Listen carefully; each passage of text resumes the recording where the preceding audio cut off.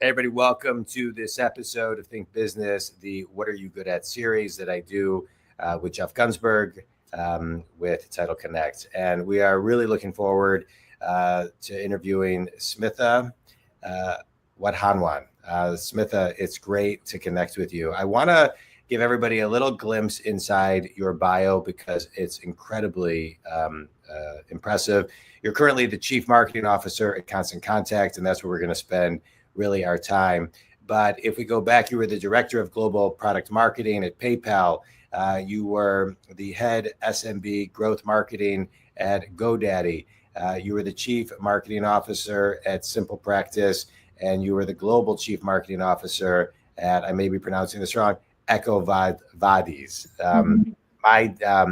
My pronunciation of things is not always great, Smita. But you are you're the CMO of Constant Contact, and I want to dive into something because I've obviously been following your company for a long time. I'm very I'm not as very familiar as you are, but I'm familiar and you've got a lot of brand recognition. But I want to talk about this I'm a business coach, and one of the things people always ask me, a very common question, specifically from salespeople, is how often should I follow up? How often should I contact someone? And the word contact is in the name of your business, Constant Contact. And so I want to kind of start there because I think there is a narrative of follow-up that everyone is trying to figure out what that answer is for themselves. And I think that has a lot to do with the narrative of your business. And so let's start there. How should people be contacting and connecting with people today? Yeah, such a good question. As you said, Constant Contact, it allows you to stay front and center. When you use our tools, when you use our digital marketing capabilities, you are front and center. And it's not just an email, but also other ways that you can be front and center, whether it's social advertising or SMS or automations. But if I were to think about as someone, you definitely want to respect your customers' boundaries, so to speak. Too much is going to not work in your favor either. So there's a right balance you need to strike. Our platform, of course, guides you, and you can trust our platform to give you a lot of coaching and guidance to do it right. We also have a very robust customer success team who you can count on to give you tips. We organize webinars and a lot of best practices that we kind of help you figure out. So I would say probably leverage some of the best practices, the tools, the coaching, the assistance that we provide. But in general, I think you just want to put yourself in your customer's shoes, right? If you were the person who was receiving those emails and those marketing touch points, how would you like it to be? What's the tone you would use? How would you communicate and not over communicate, right? So I would say a general rule of thumb I personally follow is put myself in the customer's shoes and think, if I were the one who was receiving it, how would this be irritating, or would this be seemed as positive? Yeah. I would kind of also use my judgment and intuition, because all of us are also customers of brands that we buy from. I want to ask one more question, then I'm going to pass it off to Jeff for a question. But can you give some examples of how the platform guides and suggests and advises, and if part of that advisory is using humans or AI? Yeah, I think it's a combination. We certainly have a very strong customer success team. We pride in our great customer success. They have received many awards. I think including the prestigious Stevie Awards, which was, I believe, this year. So I would certainly say that we put out a lot of resources, a lot of best practices. There are webinars that we organize. There are guides, and there is a community accessing all those resources and making sure that you are leveraging everything that's available to you as a customer is something that I would recommend, especially if you are new and you're just learning the ropes around marketing and getting started, and you've not perfected the art of doing it. I would say being very active in the community, asking questions, and leveraging those resources and tools certainly would be beneficial. Great. So I manage a team of people, and sometimes it's difficult to get people engaged in utilizing the tools. We utilize Constant Contact on a regular basis, and I think it's an amazing tool. As far as maybe giving some examples of how to engage folks in beginning the process of because sometimes it becomes a little daunting as a task for salespeople, right? To to put themselves out there to try and engage in a specific tool and how to utilize that. What would be like maybe some simple steps? 1, 2, 3 is to start getting engaged, but not like looking at the whole macro problem of like all of these things coming to their brain at one time. Maybe giving a couple things that might give them the ability to start utilizing that. Yeah, I mean that's exactly right. If I think about marketing and start thinking about everything that I could possibly do, it is very overwhelming, right? So that's the beauty about our platform. It makes it very easy, very accessible. It combines multiple channels into the platform. So therefore, it's not just an email marketing tool anymore. It's beyond that, right? It's digital marketing capabilities. I would probably say that just getting started with a platform is a good first step. Utilizing those resources is a good first step. Getting on a call with customer success, if you have questions, is probably going to be a good idea as well.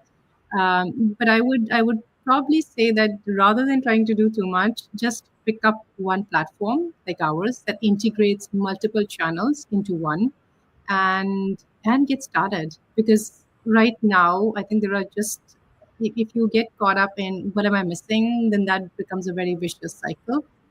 Um, so my guidance would be use a platform, get started, and then as you get comfortable, start scaling and start ramping and start integrating more and more. And we do a really good job of bringing all those capabilities into the platform itself. So you as a small business owner or a salesperson technically can get a lot done with a platform like ours. Right. So let's talk a little bit about the platform and how people receive information today, because I think that's a really important piece as well.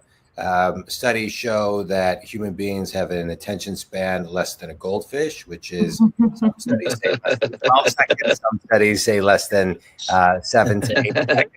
And Yes. so, and it seems to me that simplicity in many cases wins, and something that can grab people's attention and something that is short and sweet. And so just kind of talk about how people should be creating so it's well received. Yeah. No, that's a really good question. So one, I would say always start with the customer in mind. Like, who are you intending this communication to? What is their normal way of responding to information? Are they time-strapped, busy, entrepreneur like yourself, right? Then you want to certainly be crisp, to the point, professional, business-like, but also not terse, right? Because the difference between, say, enterprise talking to us versus a small business owner communicating is that relationship. So you always want to manage the tone in terms of being friendly, approachable, yet at the same time professional, because you are looking to win their confidence and credibility. So I would start with that. Start with keeping the customer in mind, thinking about how they like to receive information. The other thing that's important from a communication perspective is, rather than relying on them to come to you, you want to go to them. So for example, if you are a salesperson who's looking to sell to Gen Z, we know where they are. they are not going to come to us, right? We need to go to them. So we need to be on TikTok. We need to be on the platforms, the social media spaces that they hang out on, right? Whether it's gaming or it's... So I would say that the second thing that you want to do is think about the context. Think about where your target audience organically shows up, where they like to receive information. Then the third step would be tailoring the communication such that it resonates with them. And here is where doing some primary research to understand what are their viewpoints, what are their biases, what are their predisposition towards, will help you understand how to communicate in the language that will ultimately resonate with your target audience. So I would say those three basic principles of communication should make you feel pretty comfortable in making sure that your message lands right. I think that's kind of what we do all day long, right? Me and my sales force are trying to speak to the people, right? And be in a place where, we're identifying with them and giving them what they need and all of that. I feel like you're, pretty experienced in figuring out the appropriate partnerships for yourself. How do you start to identify, the appropriate partners and the right people for yourself, and where you kind of target that? Is it market based? Is it what are the factors, I guess, that maybe come into play as you start to think about that? So just so I understand, you're saying think about where the target audience is and how to communicate, what channels to think about when you think about your marketing plan. Yeah. Doing some primary research is always a good idea, right? So if you don't have the information available readily because it's new to you, maybe because you're launching in an area that's so let's make it real. If I'm a restaurateur looking to launch my restaurant business, I might not have all the information necessary to figure out how to create a marketing plan. Then I should probably do some primary research. I should probably talk to some prospective customers and get some sense for what is their ideal way of receiving communication. How are they, are they on local TV? Are they consuming local radio, right? Are they responding to flyers? How do they learn about new restaurant that's opening up in the area? So the goal is always to think about your target and think about how they receive information, and not design based on you, because ultimately you are looking to show up in their environment organically. They are not going to come to you, right? You need to show up in their environment. We typically do a lot of market research to get an understanding of who our audience is, where are they available, how do they receive information, and then that informs our marketing plan. So I would probably still suggest that. And you don't have to spend a lot of money doing market research these days, right? Like primary research in the age of AI there are so many tools. Yeah. So and I feel like, John, sorry, I feel like we're it's interesting because like nowadays, like a lot of the things that we do are on the street. Like my sales reps, being in the title insurance field, we meet people, see people, and unfortunately in today's times, a lot of people don't do that as much. I think that your tool gives us the ability to be in front of people so that we can put our message out and then get that personal relationship there. So just kind of a follow-up to what you were saying. Yeah. And Jeff, I completely agree with you. The personal relationship element is so critical today, right? Like after COVID, it seems like events and personal relationships have become even stronger. I know from experience that I've ended up choosing vendors and businesses because I met them at a conference. Right. So I think some of those things are critical. You don't want to just rely on passive mass marketing tools. You definitely want to build in the right mix of face-to-face and conferences and events and speaking where folks get to hear you directly and get a chance to know you. That builds credibility and confidence. Yeah. I want to talk about credibility and confidence and talk a little bit about you and what you've done. I mentioned some of your background. You also were at Intuit as the head acquisition of marketing. You were at Visa as a business leader in consumer marketing. And prior to that, you were at PayPal at a different time. And so marketing is your thing, and this series is what are you good at? And so we go back all the way now to 2006 to present day, 2025. You've been doing marketing. So a double question, Smita. How did you know you were good at marketing? And who planted the seed as early in your life as you can remember that kind of helped you on that path? Yep. Great question. I don't know if I knew that I would be good at marketing. I didn't even know that I would end up choosing marketing as a it shows you. By the way, I just want to say sometimes, my son just graduated college, my daughter's in college, and sometimes they say you don't choose the university chooses you. Did marketing choose you?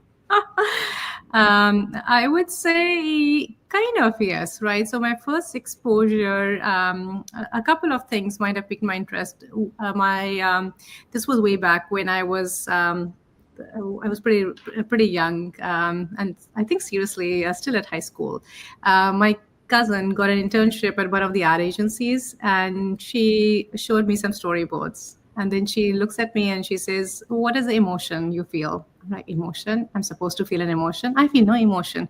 She's like, No, stare at this visual and tell me what you think you feel, how you feel." So I think that really piqued my interest. I was like, okay, that means that marketing and advertising is supposed to, inspire certain emotions. And I thought that was fascinating. Like creative and advertising sounds really fascinating. And then I forgot all about it. Wait, hold on. So what did that intrinsically really feel like, right? Because I mean, did it feel like a seed had been planted? Did it feel like I'm intrinsically and can't define the feeling I feel when I look at this? And I ask because I think, if one person listens to this and is trying to find out what they're good at, I want them to be able to kind of hear what's like beneath. Yeah. So I think what it did was it made me start thinking about an area that I had never thought about, to be honest. I was studying STEM. I thought I would have a career in STEM, and I graduated. My undergrad was all STEM, right? So this was kind of giving me, and maybe you're right. I didn't think about it that way, John, but maybe that's what planted the seed, because I did my undergrad in STEM, and that did not change for me. But afterwards, I decided to do business, right? And I picked up marketing to study and refine further to learn as a discipline. So certainly the seed was planted. I was drawn towards it. So I would probably say that it was the storytelling, the creative aspect of marketing, coupled with the business, right? Because when you think about marketing, yes, you are telling stories that connect with the heart and mind of your prospect customers and your customers, but at the same time, there is a great business side of it. So if you are an individual who has a creative side and also analytical side, I think marketing is probably a really fun gig for you. Right. Yeah, I really identify with the storytelling side of all this. Like, I'm kind of a marketing nerd, so like this excites me to like think about like, not what we're selling, right? Because we're all selling a product, I guess, right? Like in some sense, but really we're selling ourselves, and we're part of this whole thing. And really what we're trying to do is create what John is talking about is a feeling, right? Like this feeling of what I feel like in my business is trust, understanding, that you can count on somebody for that. And, I wonder from you, like how, with what you do, you obviously have this major brand behind you, but, in the beginning you didn't when you started this. How did you start to, like the very beginning of this, how did you start to create, trust and, buy-in from people as you started to go through this process on your journey? So I have always worked for really big tech brands, right? So I think that definitely has made my job easier. But maybe what you are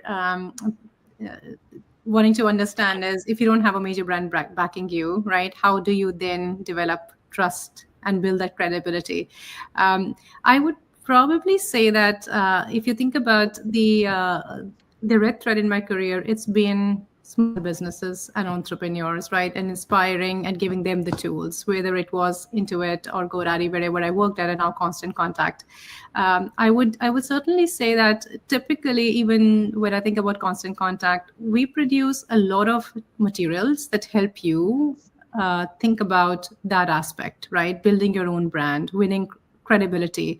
We have a lot of resources out there to help support that. So, so Jeff, one way to learn that, like, some people are really good at it naturally, like they have that demeanor where they build trust and confidence, and they just happen to be very gifted. But if you're not organically falling into that category, then I would say there is definitely a lot of resources and tips that help you do that. But to me, it goes back to being consistent with your message, being consistent with your presence, and showing up professionally, right? Every single time you show up and you deliver and you keep your commitment, those basic things apply as much to me as a professional as it does to small business owners and entrepreneurs.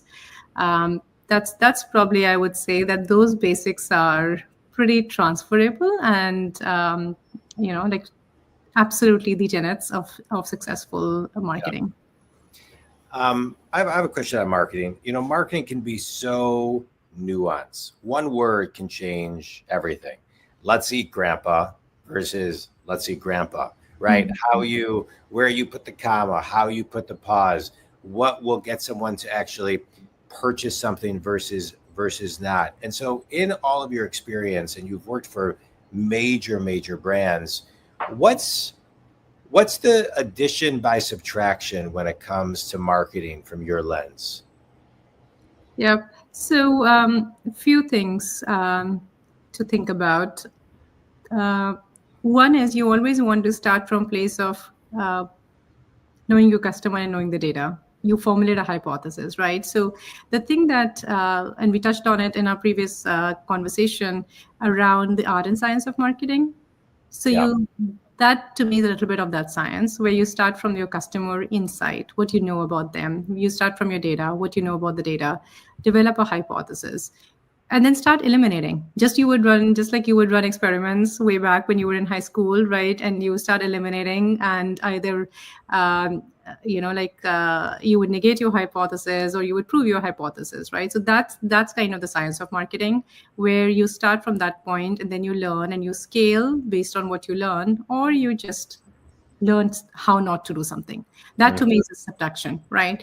And the reason that is also a win is because you just got an answer on what is not going to work. So rather than spending a lot of money and failing, you spent a small amount of money, learn pretty quickly that it's not going to be the right way of doing things, and you cut your experiment right there. So that's how I would think about it. Start with a data point or with your customer insight, run an experiment, disprove your hypothesis or negate your hypothesis or prove your hypothesis. And what I like about what you said is going in, I think a lot of times people go in and, what are we going to do? Well, but really going in with, what are we going into this meeting? We're going to figure out what we're going to do and what we're not going to do. And I know that sounds really simple, but I like the way you articulated that. I think it's great. Yeah. I think that what rang true to me, what you said was, the watching and the understanding of like what not to be doing, and watching it done the wrong way. I grew up in the business that I'm in, and when I started, I was not in this business exactly, but I was in in an adjacent business, and I saw really how not to do things. And I think that was like one of the main lessons for me, as I progressed through my career, was to understand how, identify what people are doing and how they're doing it the wrong way. And, one of the main things that we talk about in, with my salespeople is good news and bad news delivered quickly is very important. no matter what it might be, whatever the problem is or the issue is trying to, identify that, something kind of is not going there. And, it kind of leads me to growth. And, I think about, how I've grown in my business, and, I've seen, just kind of snippets of like what you've done in your life and how you've grown throughout your career and been at so many different places. How did you identify, the ability to grow and change and move through those levels and really identify that this maybe was not the right place for me, and then moving on? So I think it's really important for people to hear, what were the indicators of, like maybe this is not the right exact place for me, and then, for me to move on to the next level for myself. Yeah. That's a good one. There is almost, I would say, there's no shortcut to that, right? Like there are certain things you learn through experience. I'll share something with you, and maybe it helps some people. I don't know if you've read the book by Malcolm Gladwell, Blink. I really believe in that. You just know. You have to trust your gut. Intrinsically inside yourself, you just know that that's the right thing. And the funny thing is that when I've made decisions, ignoring my gut, I've actually ended up being wrong. So I truly believe trust yourself. There's something to be said to the power of that intuition the moment you walk into a situation. And then it's about cutting your losses, right? When you know it is not the right situation for you, and then why prolong the journey, right? And make it painful for yourself and the other person as well.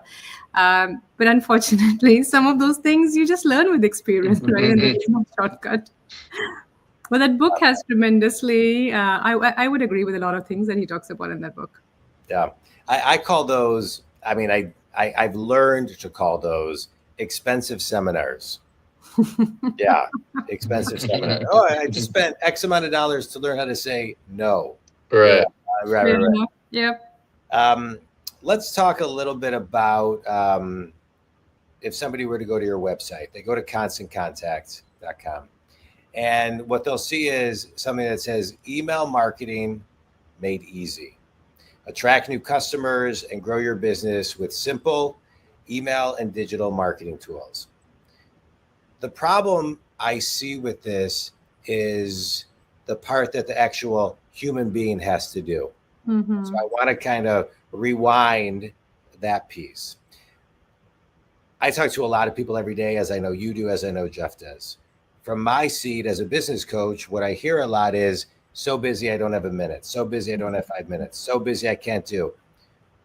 It was interesting because when COVID hit, I don't even like talking about it, but when COVID hit, one of the things I saw was that companies began to cut their marketing budgets. When I was a big believer that they should be doubling, tripling, or quadrupling down on their marketing. Yeah. And so marketing always seems to be something that gets thought of later, put on hold for later. But we need marketing. It goes hand in hand with sales, messaging, continuity, consistency. There's multiple studies. I'm sure you have some that someone needs to see something 10 to 100 plus times before they even realize it's a thing.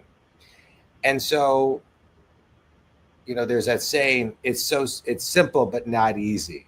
So let's rewind easy to simple. How does Constant Contact guide people? How have you been able to guide people? How would you guide people to actually take the time to sit down and build something to then create it in an email and make it easy?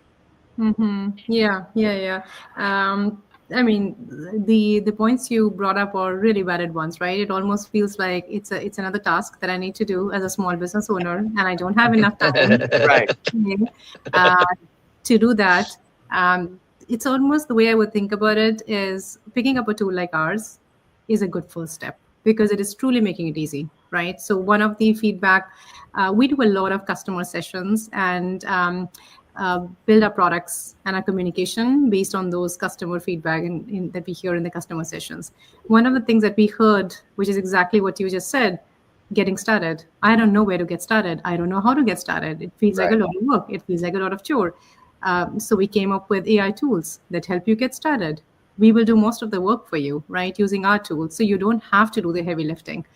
But at the end of the day, you are still the business owner. You want your own brand on it. You want your own stamp on it, right? So I would say picking up a tool like ours and thinking of that tool like a partner, knowing that we will do the heavy lifting for you, you need to invest some time, but not a lot of time, right?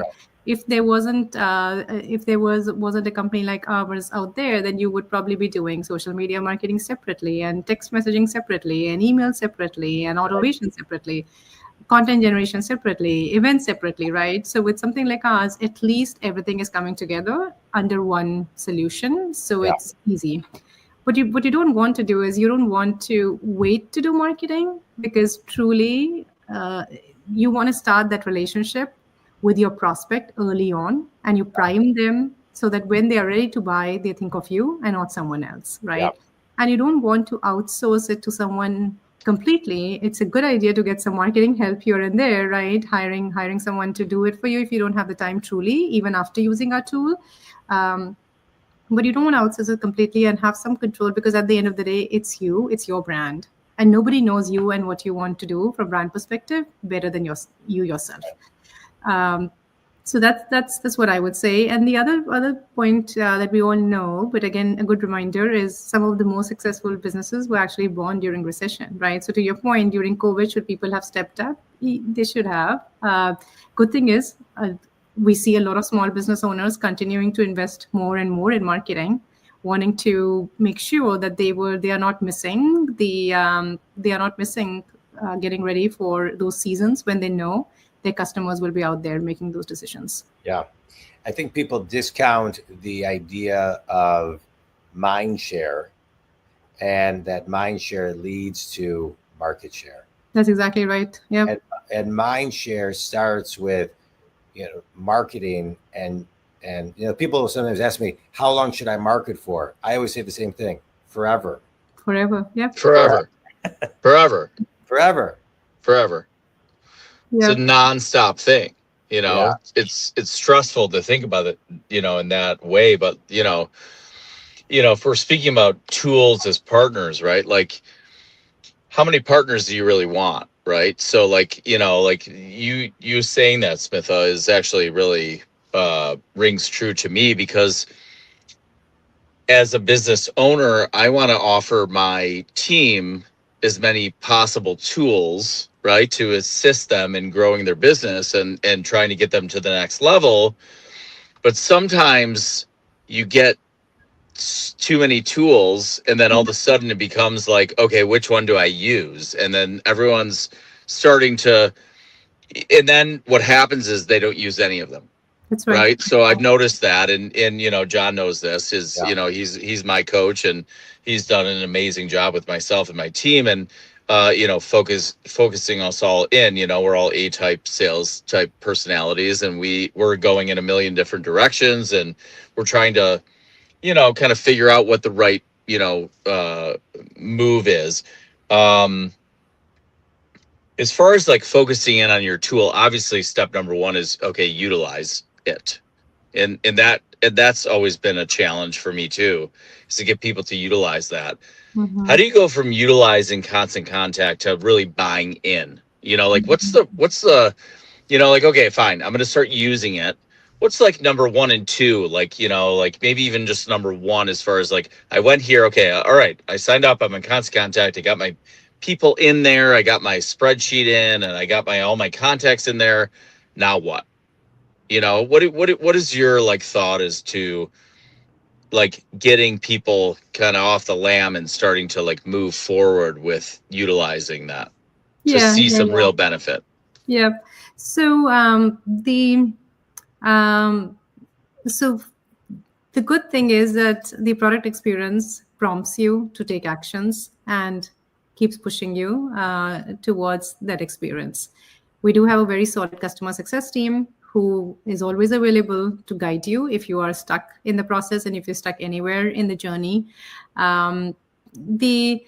The other thing to consider is I always feel it works for most of us when you get that push from people like you, right? So being a part of our community and talking to other small business owners or talking to other salespeople who are in similar scenario, what their experience has been, because all you need sometimes is just a nudge. Somebody just needs to tell you this action and you will start seeing results.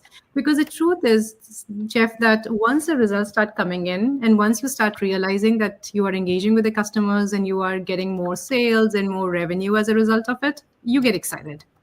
So all the work, all the drudgery is still that point, right? So if you can just get some sort of an assistance in that process, whether it's community or people that you can pick up and talk on the phone, because technology is great, but it does feel a little bit far removed at times, and that human interaction is just the right nudge.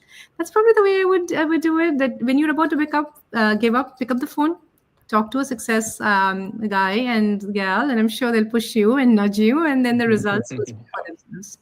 Well, I'm gonna throw out something too that I want to chat about. We're talking about marketing to our external clients, but based on what Jeff's talking about, you're talking about, I mentioned earlier, there's really the internal marketing too within a company, right? So sending out things internally to give sometimes the nudge. Sometimes people don't want to hear, they just want to read kind of a smart brevity internal nudge, so which is big, John, with like what we do too, right? Like this speaks very true, like, not to cut you off, but like, we have that, there's that push and pull internal external thing that goes on, and like the sales team is against the staff, and back and forth. So it's like it's a real life experience that I deal with on a regular basis, which John knows.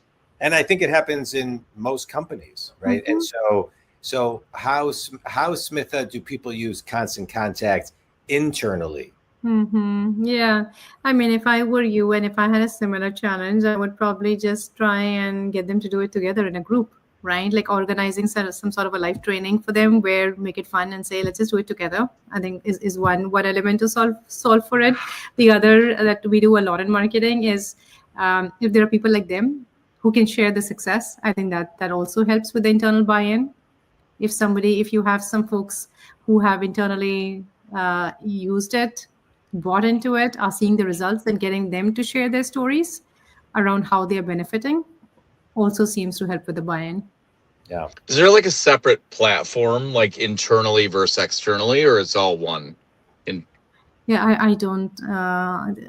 There isn't like it's all one platform. It's all one. I was just curious. Yeah.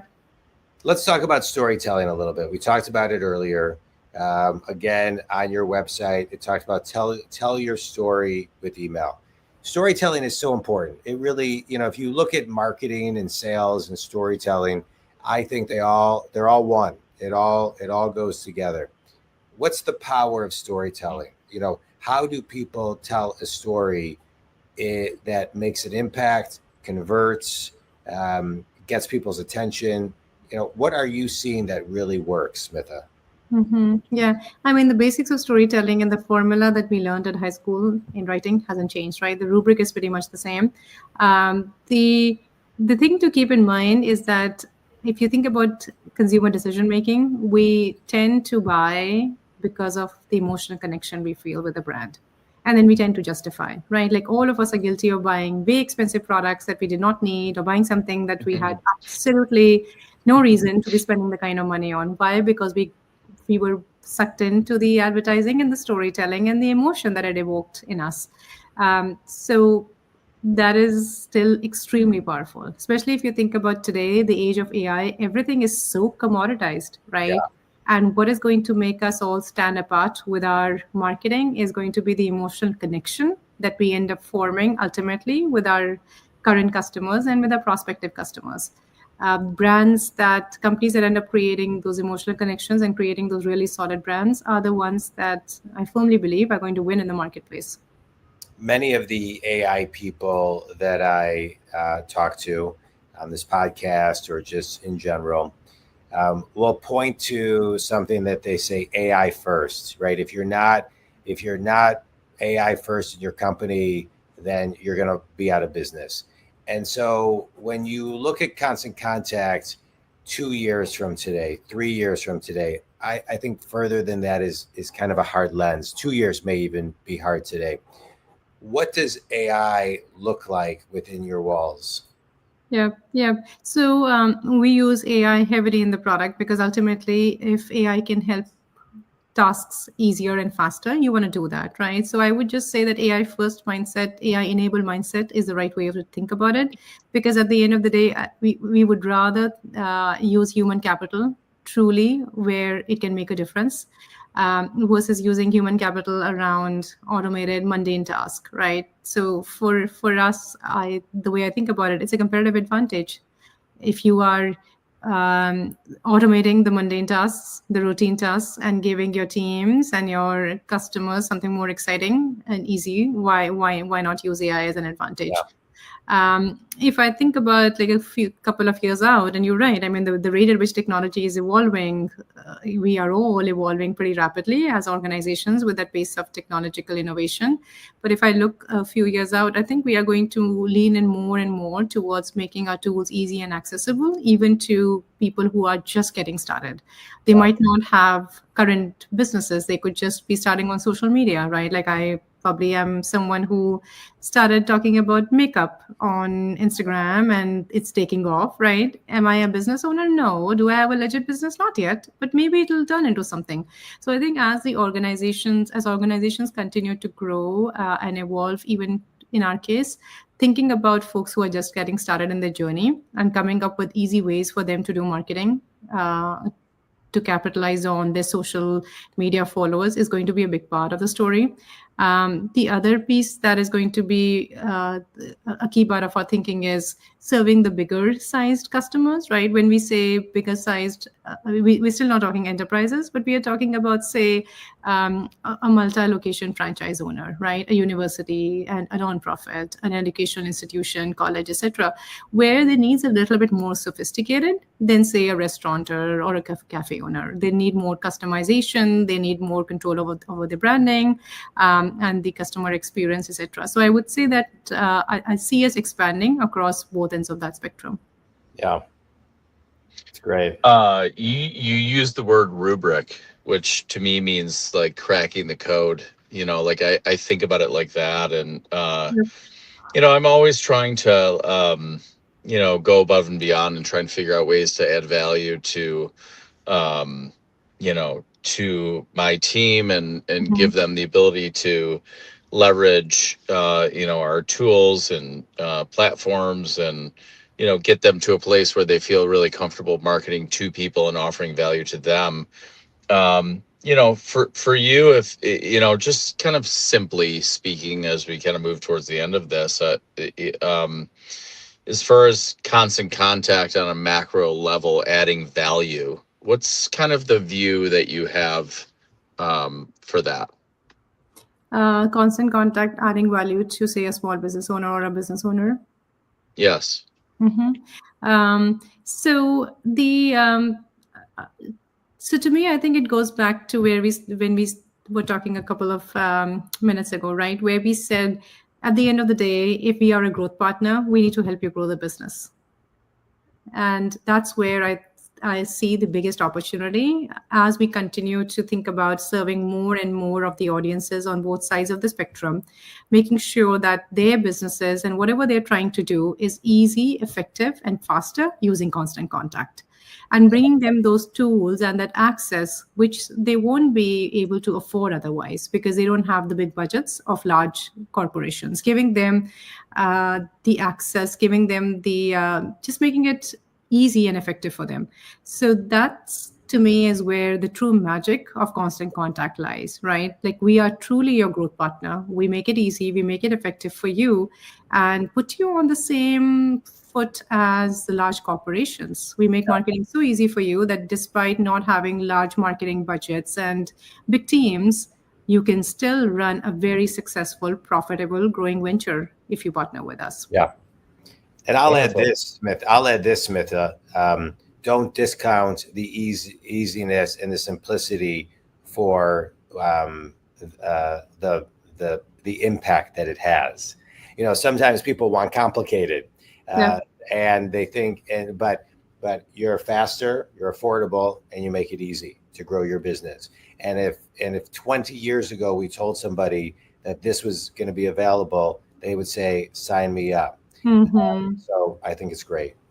Yeah, and like for us, we are a consumer of Constant Contact and utilize it, and I find extreme value in the platform, and it allows us to be in front of people without having to do something ourselves. And I think that's one of the main benefits for me, having a sales force, is that I can make sure that they're in front of the people that they need to be in front of without them actually physically having to do anything at all whatsoever. And so I find extreme value in it. And I'm grateful that you joined us today for sure. And I'm grateful for the platform. It's been wonderful for us. Yeah. All right. Quick speed rounds. Quick speed rounds, Smitha. Something wrong with my, connection. I'm a little behind time or something. But a book that's had a big impact on you. A book? Yes. Oh, wow. So many books have had a big impact on me. Blink, clearly, right? I spoke about it. Yes. I spoke about it a couple of seconds ago. The other book that I really like and I go back to often is Radical Candor. I really like that book. So the communication around with the teams, making sure that we are driving accountability while creating the excitement and the empowerment. I thought that book is really powerful as well. What would you tell your in the beginning of your career, your 21-year-old self? What would be the best piece of advice?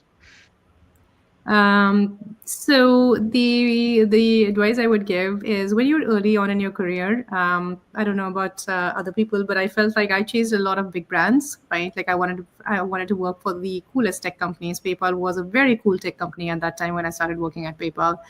Like the first fintech to be doing what it was doing with person-to-person payments. Nobody else was doing it, which was great. I feel very grateful of all the opportunities.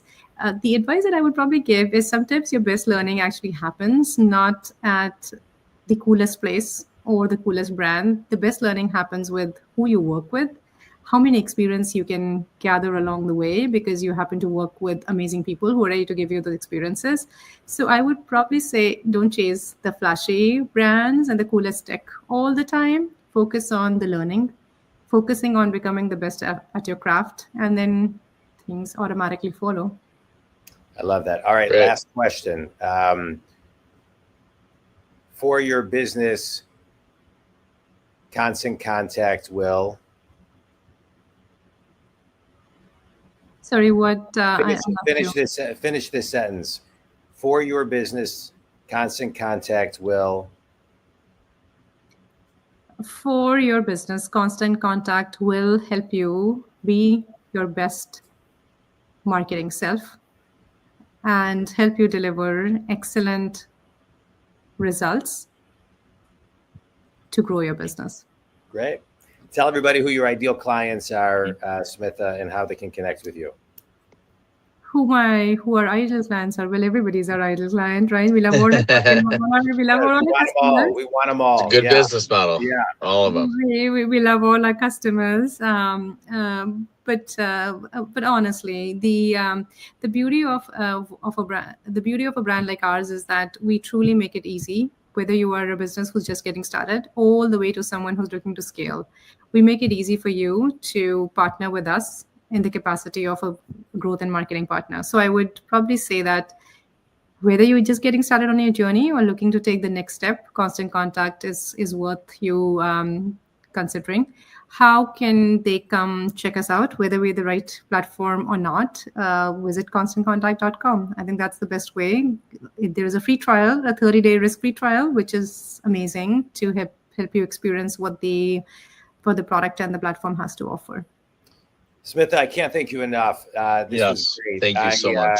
You know, what you do is so important. What your company does is so important. I appreciate the lineage of your career and what you bring to Constant Contact. It's helping hundreds of thousands, if not millions of people get the word out, where many years ago, maybe they couldn't afford it. Today, you've made it affordable for everyone to grow their business, whether they're an entrepreneur, small company, or a large Fortune company. And I'm grateful for what you bring to the table. I'm grateful for what your company brings to the table. In community, we talk about, I want to end where we started, which is how often should I follow up with someone? And the answer is constantly. Stay in touch with your contacts, constantcontact.com. Smita, thank you so much. Jeff, any closing thoughts? No, yes. You know what? Thank you so much for being involved in this. And I think that, you know, everyone who's watching will certainly drive value from this. I personally do myself. And I think that what you're doing is helping a multiple of people all over the globe, and it's amazing. And my team is grateful for the platform for sure, and I'm so glad that it's out there. Yeah. Thank you for having me on the show, and Absolutely. thank you for your business. Appreciate it. Yeah. Yes, of course. Thanks, everybody.